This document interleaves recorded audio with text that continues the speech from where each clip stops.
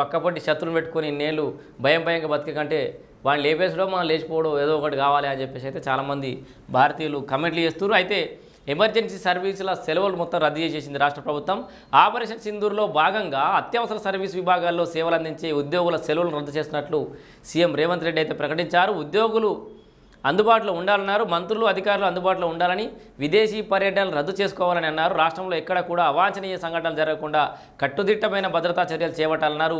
ప్రభుత్వ ఉద్యోగులు media social మీడియాలో అనవసరపు ప్రకటనలు చేస్తే చూడరి, ప్రభుత్వ ఉద్యోగులు కూడా ఎవరైనా అనవసరపు ప్రకటనలు సోషల్ మీడియాలో చేస్తే కఠిన చర్యలు ఉంటాయని సీఎం హెచ్చరించారు. సో 24 గంటలు ప్రజలకు అందుబాటులో ఉండేలా టోల్ ఫ్రీ నంబర్ ప్రకటించాలన్నారు. అలాగే పాకిస్తాన్, బంగ్లాదేశ్ వంటి దేశాల నుంచి అక్రమంగా వచ్చి ఇక్కడ నివసిస్తున్న వారిని తక్షణమే అదుపులోకి తీసుకోవాలని ఆయన సూచించారు. ఫేక్ న్యూస్పై ఉక్కుపాదం కూడా మోపాలని చెప్తుండు.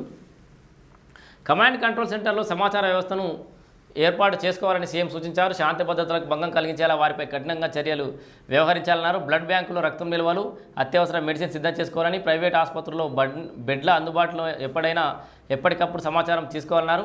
రెడ్ క్రాస్తో సమన్వయం చేసుకుంటూనే ఆహార నిల్వలు తగినంత ఉండేలా చూడాలన్నారు. సైబర్ సెక్యూరిటీ మీద అప్రమత్తంగా ఉండాలన్నారు. ఫేక్ న్యూస్ ప్రచారం చేసే వారిపై ఉక్కుపాదం మోపాలని చెప్పారు. అట్లాగే ఫేక్ న్యూస్ వల్ల ప్రజల్లో మరింత ఆందోళన పెరిగే అవకాశం ఉందని, ఫేక్ న్యూస్ను అరికట్టడానికి ప్రత్యేక సెల్ ఏర్పాటు చేయాలన్నారు. రాజధానిలో 3 కమిషనరేట్ల పరిధిలో సీసీ కెమెరాలను కమాండ్ కంట్రోల్ రూమ్కు అనుసంధానం చేయాలని, అన్ని జిల్లాల కేంద్రాలతో పాటు సున్నిత ప్రాంతాల్లో అప్రమత్తంగా ఉండడంతో పాటు భద్రతను పెంచాలని ఆదేశించారు. సో హైదరాబాద్లోని అన్ని విదేశీ రాయబార కార్యాలయాల వద్ద భద్రతను మరింత కట్టుదిట్టం చేయాలన్నారు.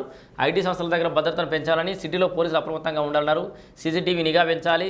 నేడు సంఘీభావ ర్యాలీ కూడా ఉన్నట్టుగా కూడా తెలుస్తుంది. మొత్తంగా రాష్ట్ర ప్రభుత్వం కూడా ఈ యుద్ధ వాతావరణానికి అనుగుణంగా, దేశంలో ఉన్నటువంటి పరిస్థితులకు అనుగుణంగా కొన్ని కఠిన నిర్ణయాలు తీసుకుంటోంది. సో అత్యవసర సర్వీసులో ఉన్న వాళ్ళకి సెలవులు రద్దు చేసింది. ఫేక్ న్యూస్ స్ప్రెడ్ చేయొద్దంటుంది. దాని మీద చర్యలు తీసుకోవాలి. ఫేక్ న్యూస్ స్ప్రెడ్ చేసే అధికారుల మీద కూడా కఠిన చర్యలు తీసుకుంటామని రాష్ట్ర ముఖ్యమంత్రి రేవంత్ రెడ్డి చెప్తున్నటువంటి ఈ సందర్భం కూడా చూస్తున్నాం మనం.